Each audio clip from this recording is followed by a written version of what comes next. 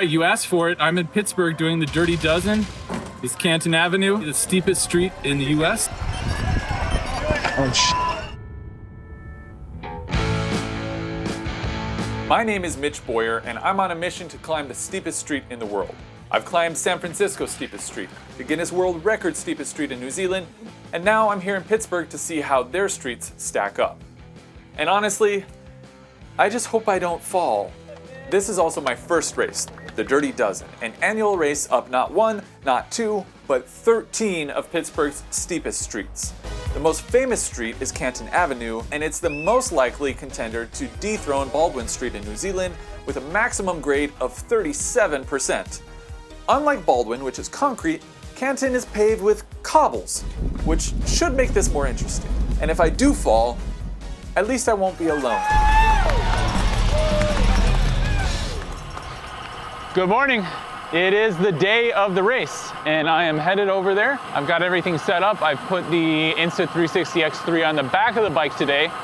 If you watch my other videos, you know I normally put it here on the handlebar, but I figured it probably wasn't good to have basically a jousting pole while I'm racing today.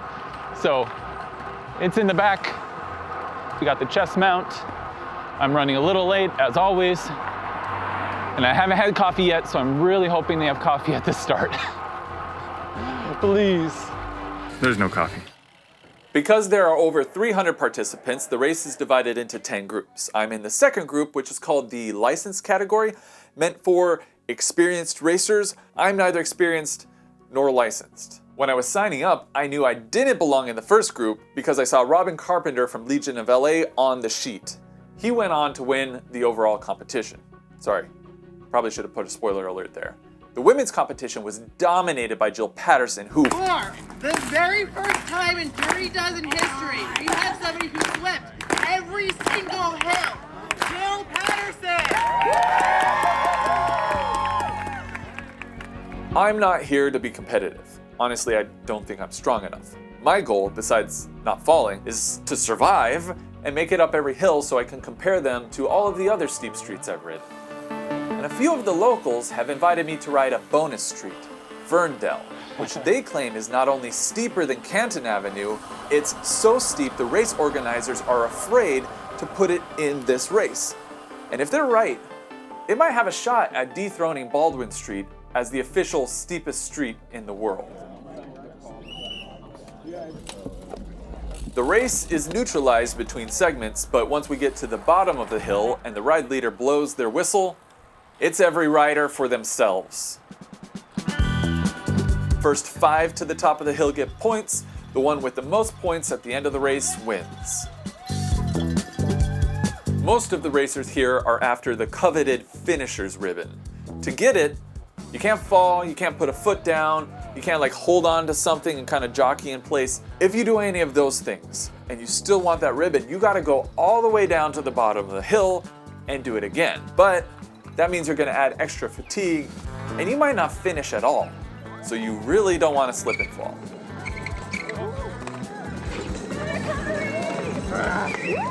To give you an idea of the level of riders in this group, this is George.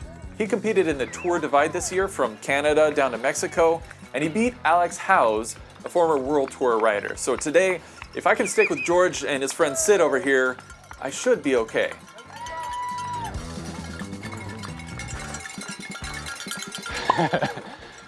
Spicy start.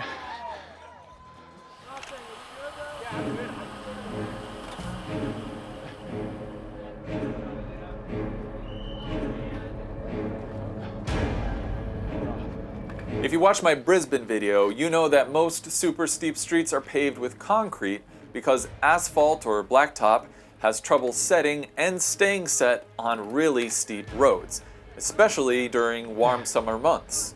Pittsburgh chose a different solution, cobbles. And I have to say, I prefer concrete.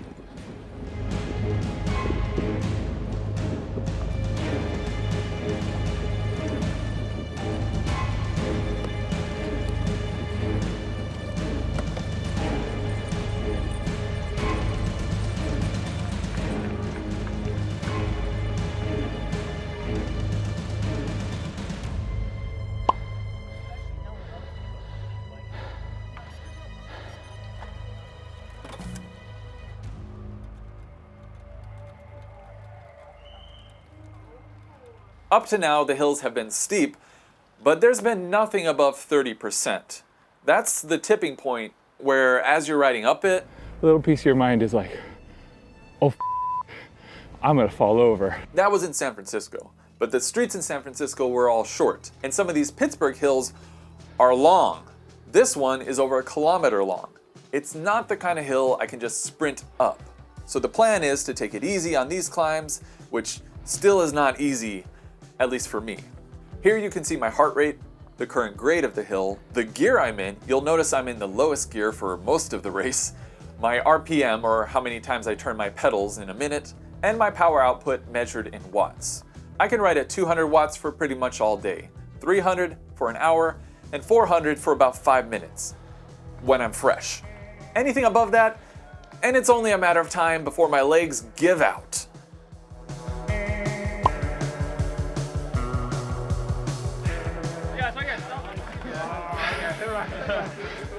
Three hills down, 10 to go? 10. Hills and forgetting how to count. Yeah. In my LA and San Diego videos, I rode up 3 streets. In New Zealand, I rode up 1 street. So when I decided to do this race, I knew I'd have to do some training. Looks pretty brutal. Like doing 1 or 2 of those climbs, like we've been doing a bit in training, that's doing 6 of them is hard, but doing 12 is you're going to be sore by the end of it. It's not like you're just doing 1 or 2 minute climbs the whole time. Like there's some that are like 5-6 minutes, so it looks very hard. Luckily, I've got the perfect training ground because some of the steepest streets in the world are in my neighborhood. Unluckily, that meant doing back-to-back all-out efforts up a 32% grade as part of my training plan. The first time I did it, I could barely do 4 repeats. I don't trust myself to do 5. I'll fall. I guess you gotta start somewhere. And by the end of training, I could do 6 times. Ooh. The other thing is it's actually quite long. It's 100K. I reckon those last couple are going to be the hardest bit. It's gonna be fun. My strategy is to pace myself on the longer climbs and then smash it on the shorter hills. This is one of the longer climbs, and it seems like I'm not the only one with this strategy because the group is really strung out. It's a perfect opportunity to talk about this video's sponsor, Insta360. Today, I'm using the Insta360 Go 3 up front and the Insta360 X3 in the rear. My favorite feature of both cameras is that you can reframe the shot in post. When I'm struggling up a steep hill, I don't have the mental capacity to think about whether or not my framing is right. I'm just trying to survive the climb. So having the ability to change the angle with the Insta360 cameras in the edit is a lifesaver. The Go 3 here has 1 lens with a bunch of different options. I can change how narrow or wide the angle is, or even make it super wide to capture more of the scene. The X3 has 2 lenses and captures a full 360-degree sphere, so I can literally move the camera in any direction I want. Maybe not that direction. It's perfect for an event like this because I can follow the action going on around me. Insta360 have a sale going on until December 3rd, 5% off the Go 3 and 10% off the X3. They make the perfect gift for the cyclist in your life, or maybe you just want to get a little something for yourself. When you use the link in the description, you not only get the best deal, you also help me continue this journey to find the steepest street in the world. Thank you, and thank you to Insta360 for sponsoring this video. Looks like I have a little bit of time up here while we wait for the rest of the group, so why not do a bike check? This is my bike. It is a 2016 G6, BHG6. Hi, Editor Mitch here. Things got, let's just say, harder after this point, and I didn't really have time to make any more bike check videos. In fact, I was about to cut this portion out, but I did promise Thiessen I'd put him in the video, so... Hi, my name is Thiessen. Here we go. This looks like a steep street. It's not quite, oh, I'm gonna fall over steep, but it's pretty close. Strava's elevation profile claims this is a 37.5% max grade, but it feels like 25% to me. which is also what my GPS computer says. Although, you can't always trust GPS. We'll talk more about that later. If you're a nerd like me and you like to look at the numbers, check out the watts, RPM, and the gear I'm in. My bottom gear on this setup is a 34-34, a 1-to-1 ratio. The next gear up is a 34-30, which is also a very easy climbing gear, at least for normal hills. But here, I need to put out about 500 watts at my normal cadence just to get up the hill. That is steep. As the hills get steeper, my power will be in the same general area, but you'll notice my cadence and my speed will drop. Grinding up hills like that will wear you out much faster than keeping a normal cadence around 90 RPM because it puts extra strain on your muscles. You can kind of think of it like doing heavy squats over and over and over and over. That one was spicy.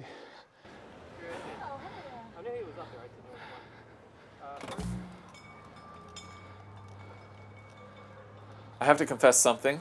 A few days ago, I got a little intel on High Street. I went for a ride with Chris Helbling, one of the main organizers of the race, and he told me to take the middle line here on the switchback because it wasn't as steep as the corner, and that would help me keep up my speed. Thanks, Chris. Now, my legendary story is coming in 5th. That's like one of my best finishes on a hill for the competition. But I did go into AFib at the top. What? Yeah, I went into AFib. I rode to the next hill, decided this was silly and I needed to go to a hospital. Why I say the hills are gritty. Yeah, I think that counts as gritty.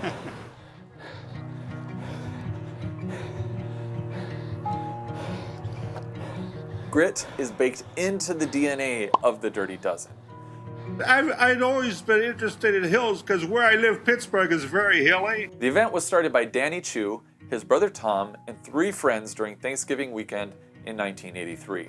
We wanted to highlight the city's toughest hills. The first Dirty Dozen, there were only 5 starters and only 3 of us finished. By 1999, there were 50 riders. 2010, it shot up to 300. And the year of my accident was 2016. And so the last Dirty Dozen I rode was 2015. In 2016, Danny was descending a hill on his bike. I just got dizzy or something and veered off to the left, and I'm in the ditch before I know it, and I can't move anything below my chest. I can't get up. To suddenly have that freedom where I can go anywhere my legs will take me, and have it taken away in a second. I mean, For most people, the blow from that debilitating accident would be too much. But Danny, like the race he created, is gritty. He's a 2-time Race Across America winner, which is one of the craziest long endurance races in the world. He rode so much people called him the Million Mile Man. That was his lifelong goal, 1,000,000 miles. At the time of the accident, he was at 782,792 miles. Danny now has a new goal of 800,000 miles, and he's closing in. You can follow his progress at DannyChew.com. Danny, it was great talking with you, and it was an honor to meet you and ride your race.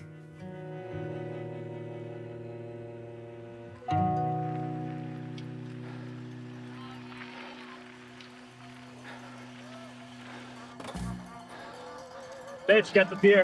Where's it at?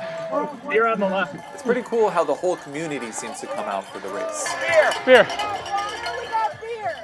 We got water. It's not so cool how these hills just don't stop.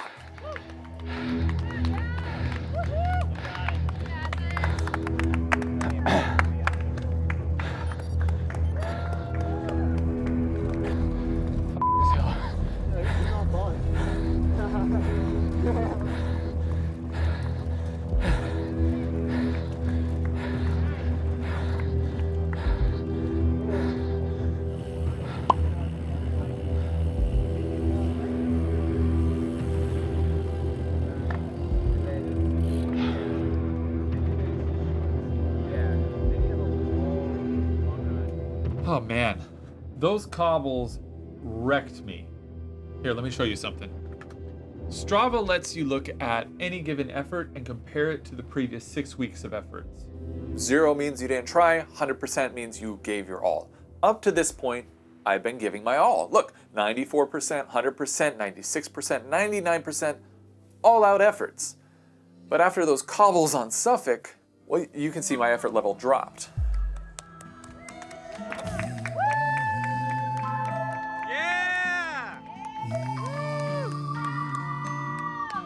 Honestly, if my friend Zach and his family weren't there at the top of Sycamore, Let's go, Mitch! Yeah! I probably would have just hobbled over the line. Maybe I wouldn't have even finished. They gave me a little boost at a time I really needed it. It's on Hollywood time here.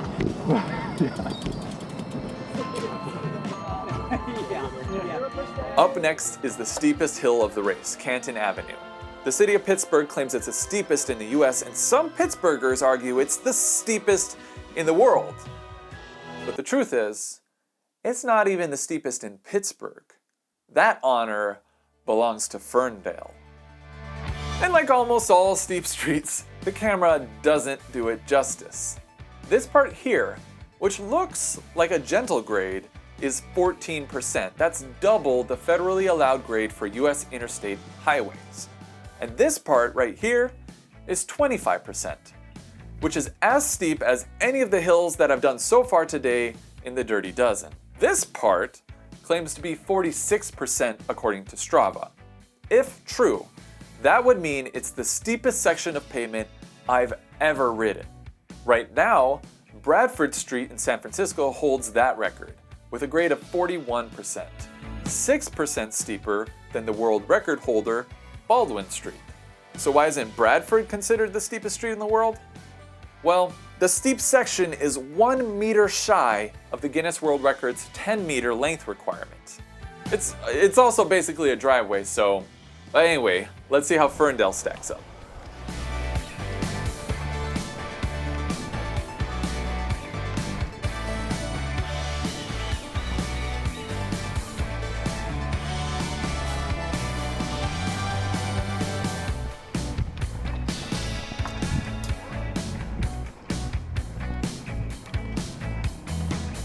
So, is it the steepest I've ever ridden?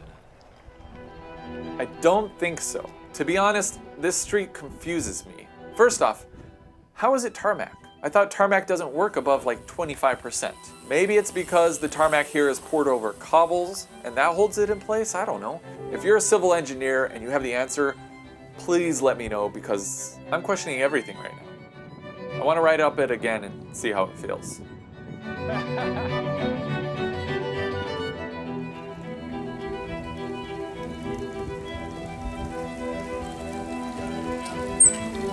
Oh, what's that? Squeak. Little rotor rub.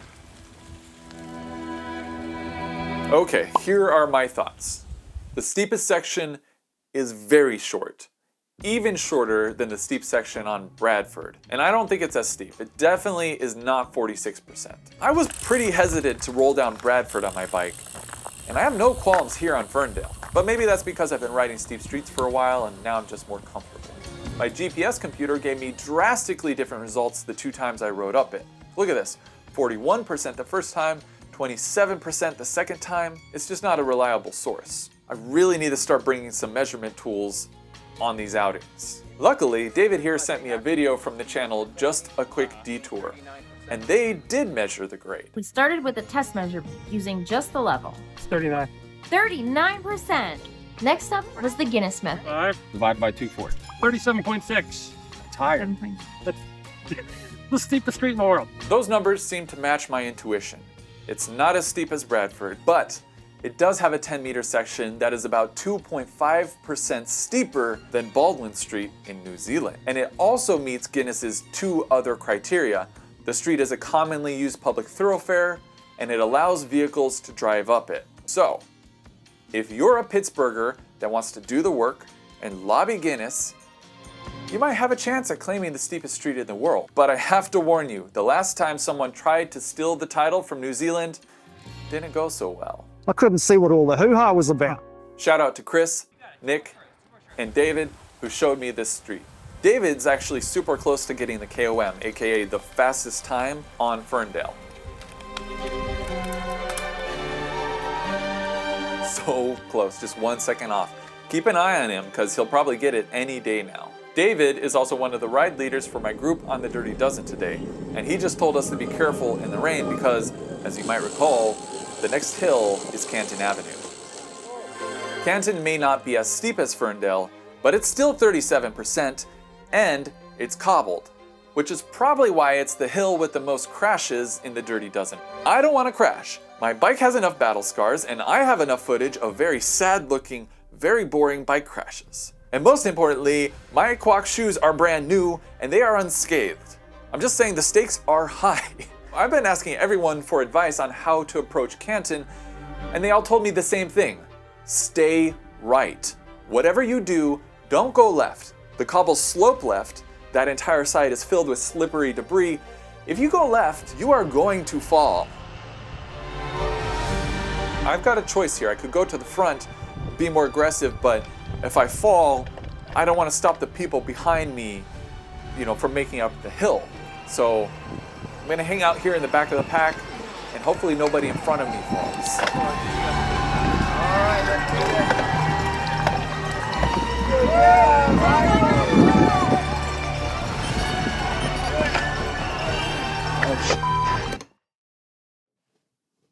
I went left. Something happened to me here on Canton that changed me as a cyclist. I was going to say it changed me as a person, but let's not get carried away. And I didn't process it until the end of the ride. So I'm going to save this bit for the very end because this is the emotional climax of the story.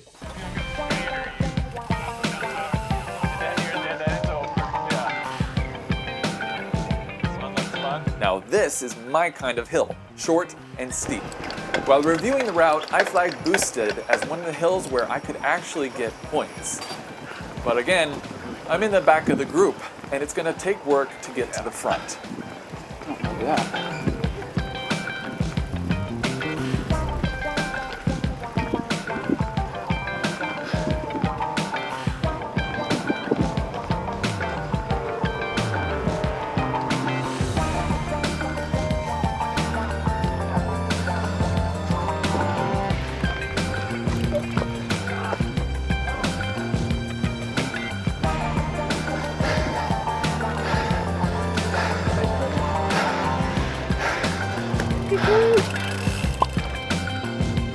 Yes, 5th place. I'll take it, man. 3 hills to go. What's up, man? How's your ride going? Pretty good. That flat stopped in. Oh no. Did you make it up before the flat or? Yeah. Okay. How you doing? Good, having fun. What's your most hated hill so far? Most hated hill? Suffolk. This hill. That one's tough.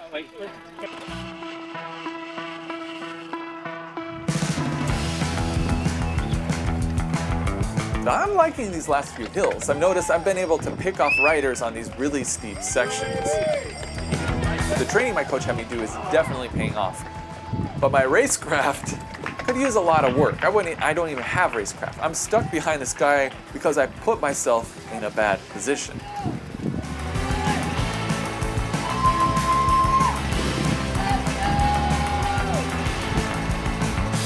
If I was a better racer, I probably could have done a lot better on that hill.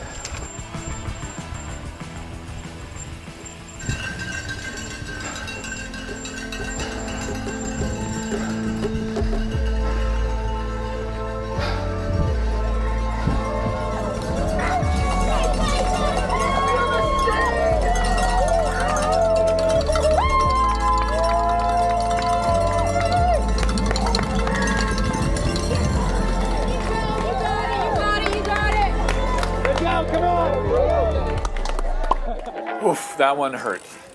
1 street to go, but first... Anybody want to do pickle juice shots with me? Oh my God. I'm taking it down. Take another one. Another?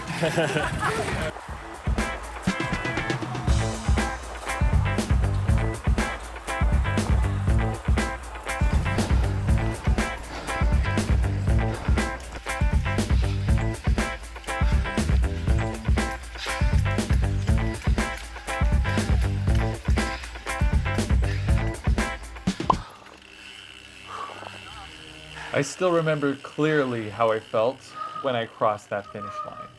It wasn't accomplishment, it wasn't pride, it was disappointment. Because I still had something left in the tank. The whole race, I was so concerned about falling, about not finishing, that I held back. And I don't like that.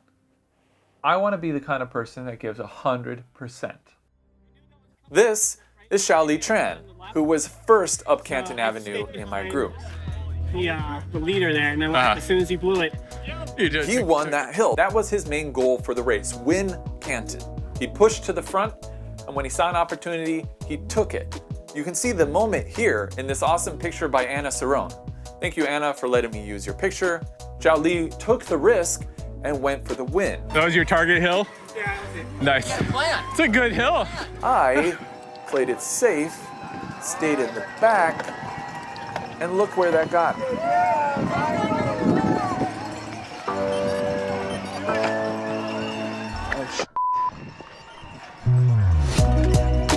But one of the things I like about cycling is that sometimes it forces me out of my comfort zone. And as long as I choose not to give up in that moment, I surprise myself.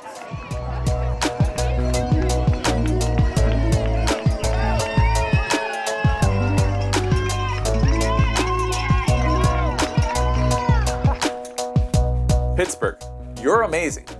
Thank you for showing me what grit is and letting me take a little bit home with me. I promise I'll put it to good use. Remember to use the link in the description to buy an Insta360 camera for you or someone else this holiday season, and you will be helping me continue the search for the steepest street in the world. Is Ferndale it? Or is there something out there even steeper? How'd it feel? It felt fine. The hard part was the cobble and all the bodies on the ground. All the bodies on the ground. I think they say let the bodies hit the floor, maybe? It was great. It's a lot of fun.